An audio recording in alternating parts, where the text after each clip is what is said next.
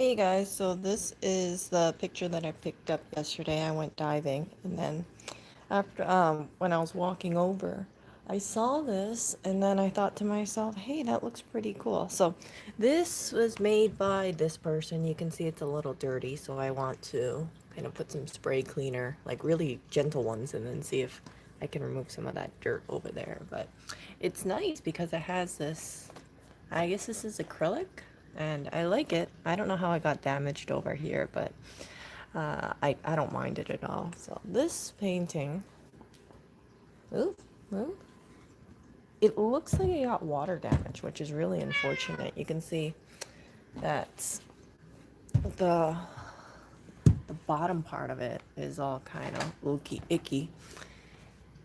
And this was the person. They made it in, I guess her name is Arnaldo Rinaldi. They only have one painting that I've seen online. It's on eBay. I guess maybe they're not very well known or they're just small scale. And then, oh, they have their telephone number there too. Anyway, you guys know what this person's phone number is now. So I like it, and I kind of wonder how much one of these pieces would cost. Is it real? Well, it's 3D, so I'm assuming it's real.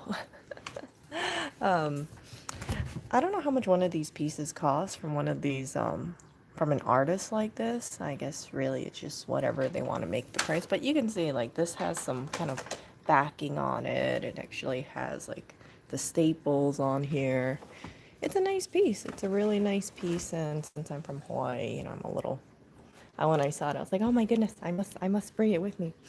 I didn't know where I was gonna hang it, but once I brought it back home, I knew instantly where I was gonna put it. And it would be right there. You see that clock over there? I don't like that clock. It's just like we have no battery over there. And if I want to take it down, well, I need to grab a ladder. It's just kind of a pain in the butt. So this would fit right there, and I'm really happy about it. And when I picked this up, I remember I had seen online someone had asked for photo frames, photo, photo with McCall's it, poster frames. They wanted to ask before they purchased one online, and this is what was right next to it. So I'm assuming this is Diana Ross, and you can see that there is some damage over here. It was dusty. I posted, and they were looking for an 18 by 24. I didn't have that. This is like 24 by 32 or so. And yeah, I picked it up and it seemed like, well, I was telling people that hey, you can just reuse the frame if you want, and I kid you not, less than 2 minutes later someone said that they wanted this frame. So I don't think they're gonna keep the poster because the poster has some sort of discoloration on here, but the frame is definitely still usable. See, so you got the backing over there. It's not a big deal. So I'm happy I picked up these two items, and it seems like instead of going to the landfill, it's actually getting rehomed. And this one we're keeping. Take that clock down. Put this thing up here. It'll look a lot more aesthetic. Don't mind the hinges. I don't know what the hell I'm gonna do with the hinges and the acrylic frames. Yeah, I just needed a place to store it. I know, terrible for me to say, but I was thinking like, do I want to keep the frames? Do I not want to keep the frames? I'm leaning on not keeping the frames since I've had them for about 2 months. Didn't use the frames, and yeah. Yeah, so I like it. If you look really closely, you can see the texture. See that? Ooh, texture. And I wish, like I said, I wish I knew what happened here, but it's no big deal. You got some bare canvas. However, I don't know how long it takes to paint something like this. But it seems like, they really did value their artwork in a sense because, they have their signature on here. They spent time painting it. It's a beautiful, beautiful wave. So I think that would be a great piece to put right there. Okay, so dumpster diving. So in New York, it's basically the freaking capital of the United States or the world, shall I say. And because there's limited space, people don't have compactors. A lot of stores don't have compactors because of they just kind of work with existing infrastructure that's going on. So there are these people called freegans. There are people who basically rescue food, and then we also have community fridges as well. So we have groups of volunteers, and some of them are just, independent. Like, I kind of consider myself independent. I don't align myself completely with any one group, but I do strongly believe that we do have a need to reduce food waste. And so when I go dumpster diving, usually what I do is that if it's for food, I go with someone else because they have transportation to bring this to a community fridge, and then it can, people can just take it freely. They can take whatever they want, they can leave whatever they want, and it's a good way of reducing the amount of waste in going into the landfill. So yesterday I went over to that one place and I met up with a diver. Most of you guys saw the yogurt bag. It was just all dumped. It was a huge bag. It went basically up to the the top of my thigh, and all of it could have been rescued, but it wasn't rescued because the store had gone out of their way to dump that stuff out. And I was just kind of depressed because I thought, frick, so many people could use yogurt, so many people could use milk, and it's just a waste of transportation. It's a waste of resources if you're tossing this stuff out. And it's like if a person doesn't, if the store can't have a use for it, then they don't mind disposing of it. Now, there was like a huge mess in one of the guacamole bags. You guys saw it. I was kind of leaning like, was it intentional, was it not? But it was kind of strange to me that two of the containers, they were missing the top packaging, and then it's like the seal broke because there's like a lid, right? There's a seal, there's a top lid, and then there's a like a seal underneath it. Think like when you open vitamins. And yeah, it was just messy. And I spoke to the person who was transporting it, and they said they were just going to take the whole bag and then wash it off when they got home. But so they were able to salvage it, all the guacamole, and I don't know if they're going to keep everything because some of the stuff looks suspicious. But of course, you use your discretion on that kind of thing.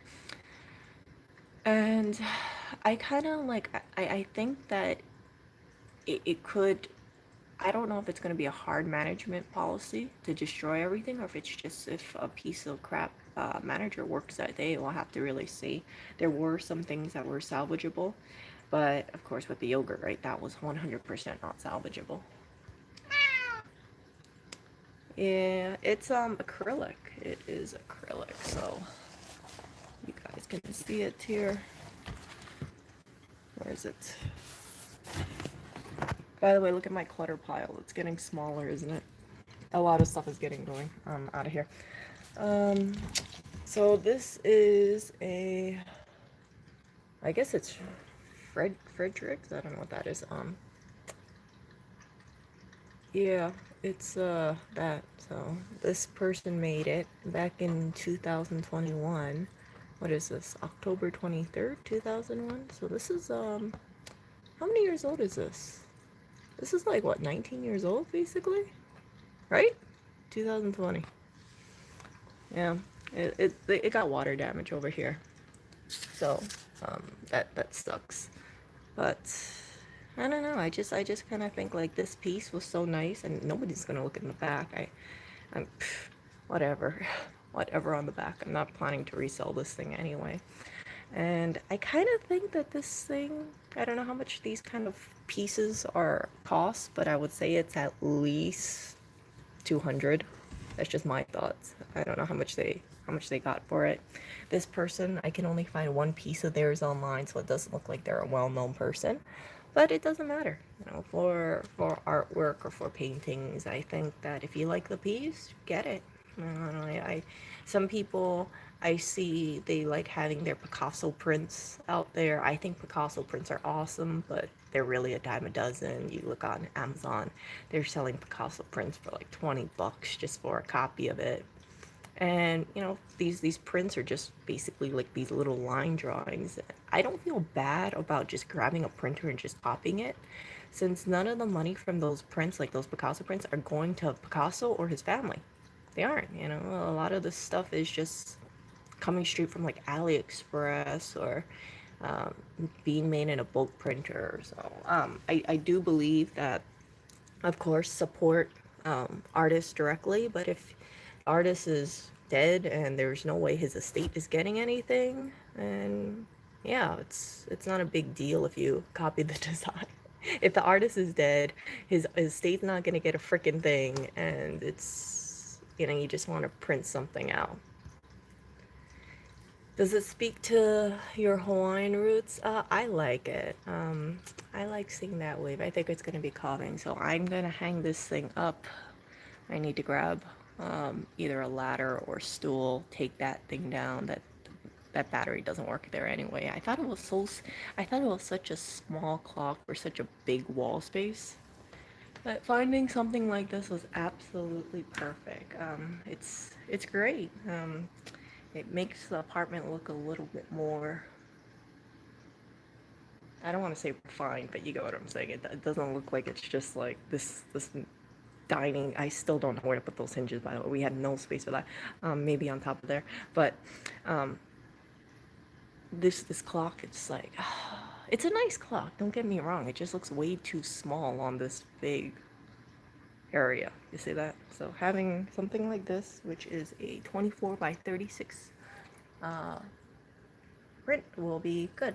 And I will post this on my community page. You guys get to see it, and hopefully it works out. It's that has a nail right behind it, so I know it's gonna hold for sure. Not one of these like freaking brick clips.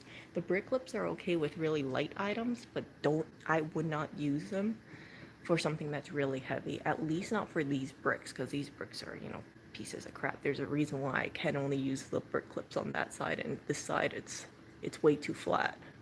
It's okay. It's okay.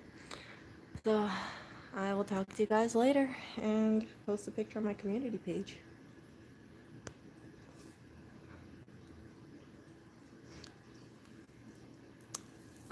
I think I should come to an understanding about leftover food with the restaurants. That way, okay. So the thing with the leftover food is you have to. There are restaurants that want to donate the food, but there's handling procedures that need to be followed in place. So, for instance, if they want to donate it to, let's say, a shelter, right? The shelter might say you got to make sure that you have it's warmed between transportation, and maybe the restaurant doesn't have the logistics to figure that kind of thing out. This stuff about the food rescuing, it's not like it's a big group of people. It's just like a few people in one certain area who go out and do this sort of thing. It's not like hundreds and hundreds of people, but the amount of stuff that is that can be rescued by one single person or two people, it can be absolutely incredible.